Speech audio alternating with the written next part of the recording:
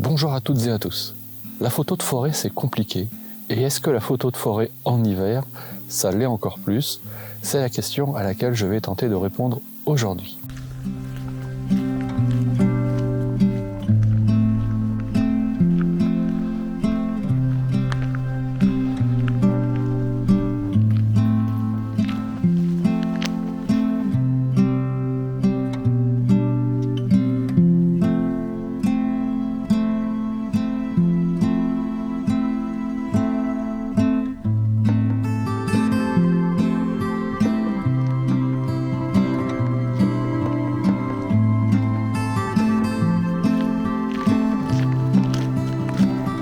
Je suis en forêt du Tré-Molévrier, nous sommes dimanche matin, il fait très froid, tout est gelé.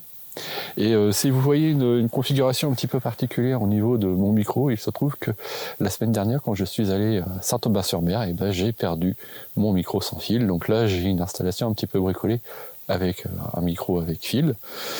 Donc ça va être un petit peu plus compliqué pour filmer aujourd'hui, mais on va s'en arranger. Des belles conditions ce matin avec le soleil là, qui commence à arriver sur les hauteurs, là, qui commence à éclairer toute cette série de chênes là. Et on a un joli ciel bleu. Alors ce qui fait que je me suis arrêté sur cette scène. Et comme je ne peux pas avoir la totalité de la scène en une seule fois, ce que je vais faire, c'est que je vais faire une photo panoramique. Donc la scène que je vais balayer, elle va partir de...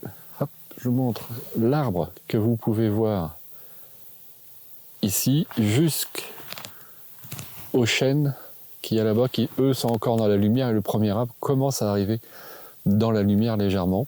Et au premier plan, j'aime bien cette zone qui reste, elle, dans l'ombre, et qui peut apporter des tons un petit peu froids, en opposition avec les tons chauds qui sont en haut. Donc je vais commencer mon balayage, ça va être un balayage assez court, hein. Le fait de faire un panorama ici, c'est juste histoire d'avoir un petit peu plus de largeur d'image que je pourrais en avoir en prenant la photo en une seule fois. Maintenant vous connaissez le principe, je l'explique assez souvent, donc je vais faire un petit contrôle de mon exposition parce que ça change pas mal. Vous voyez, il va falloir que je fasse attention à pas surexposer mon ciel, comme ceci, tout est de niveau. Je prends la série d'images et je vous montre le résultat.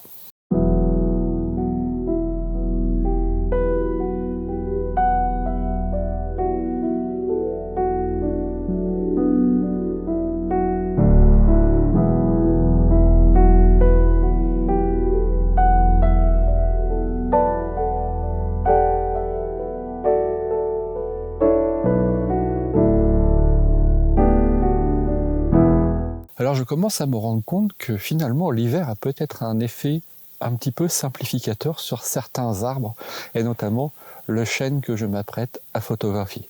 En effet, comme les arbres sont dépouillés de leurs feuilles, on voit beaucoup plus les branches et les troncs, et notamment sur les chênes qui ont souvent des formes très tortueuses, ça devient tout de suite assez intéressant en termes d'image.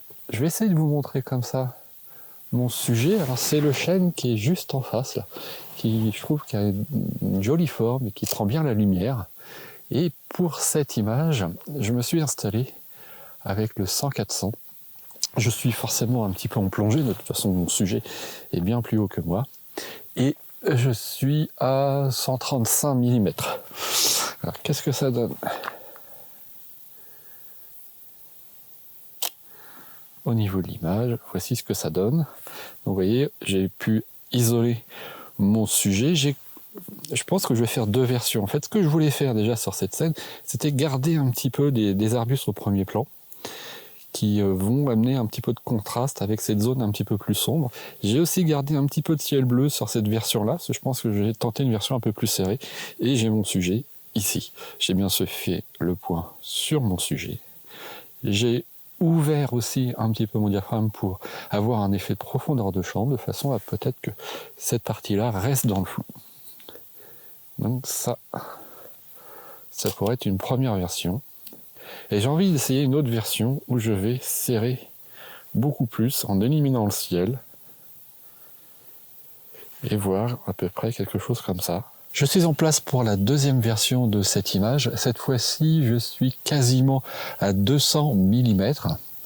Et ouais, j'aime bien ce que je vois en face de moi. Cette fois-ci, j'ai vraiment beaucoup plus recentré sur le chêne, que j'ai laissé quand même sur la partie droite de l'image pour laisser un petit peu d'environnement. Et puis finalement, on a quand même une belle journée aujourd'hui. Et cette photo ne pourrait pas exister sans cette lumière qui vient dessiner vraiment la forme de ce chêne. J'ai fait une version en restant à 6.3 et là je prépare une autre version en étant à f9. Hop. Rien de particulier en termes de réglage, tout est vraiment basé sur la composition et la lumière.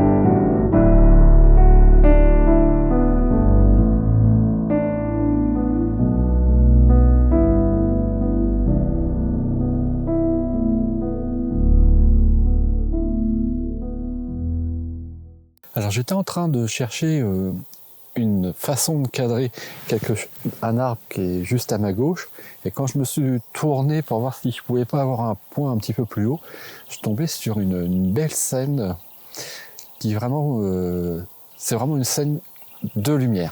Ce qui m'intéresse, c'est l'arbre sur le bord droit de la route. Il y a la route, mais il y a aussi la lumière, alors ça a déjà changé, mais il y a la lumière qui vient juste effleurer un petit bout des branches. Et c'est vraiment ce que j'ai vu au premier abord quand je me suis tourné. Là, ça a déjà bougé un petit peu. Je suis de nouveau avec le 100-400. Je suis à 270 mm peut-être. Et alors voici ce que j'ai cadré. Mais à mon avis, ça va pas être très facile de voir ça à l'écran. En fait, on a donc cet arbre, là, donc je vais vraiment l'isoler. Et on a la lumière qui vient de l'éclairer. Alors, très fort contraste dans cette scène. J'ai essayé d'éviter d'avoir trop de haute lumière cramée en essayant de préserver quand même un petit peu les ombres. Alors là, ça m'indique que je vais avoir un petit peu d'écrêtage, mais à mon avis, ça va pouvoir se récupérer. Je fais le point, bien sûr, sur l'arbre. Je pense qu'il y a du potentiel dans cette image-là. Après, il y a toujours un décalage entre ce qu'on voit sur place, ce qu'on voit sur l'écran de l'appareil photo, et une fois qu'on est rentré chez soi, ce qu'on découvre sur l'écran de l'ordinateur. Eh bien, j'espère pouvoir vous montrer le résultat.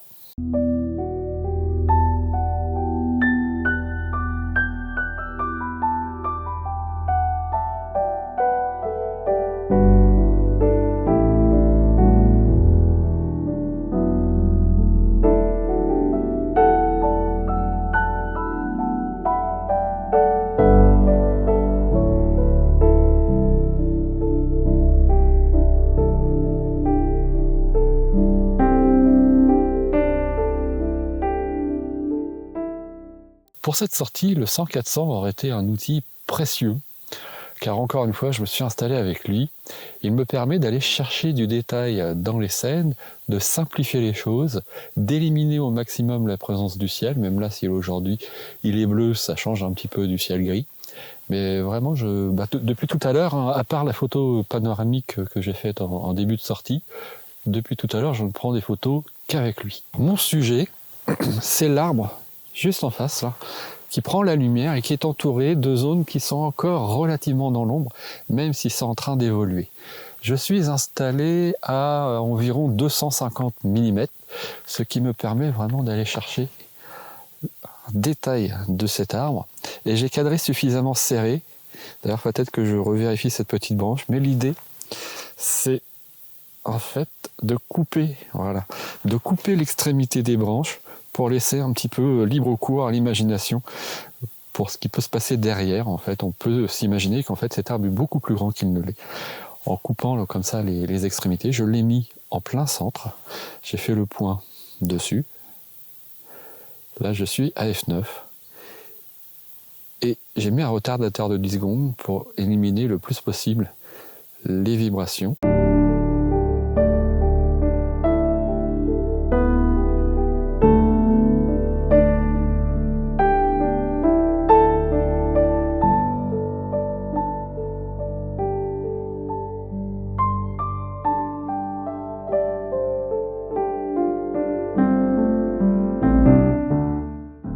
C'est la fin de cette courte sortie. J'ai un petit peu moins de temps aujourd'hui pour faire de la photo, mais je suis quand même content d'avoir pu profiter de ces belles conditions. À la réponse que j'ai posée au début, est-ce que la photo de forêt en hiver c'est plus compliqué que les autres saisons? Avec l'expérience que j'ai eue aujourd'hui, je dirais non, mais j'ai quand même eu la chance d'avoir une très belle lumière ce matin, ce qui m'a beaucoup aidé. J'espère que cette vidéo vous a plu. Si c'est le cas, n'oubliez pas de mettre un petit j'aime dessus. Si vous avez des remarques ou des commentaires, eh bien, utilisez les commentaires. Je me ferai un plaisir de vous répondre. Et en attendant de vous retrouver pour une prochaine sortie, je vous souhaite une très bonne semaine et à bientôt. Salut!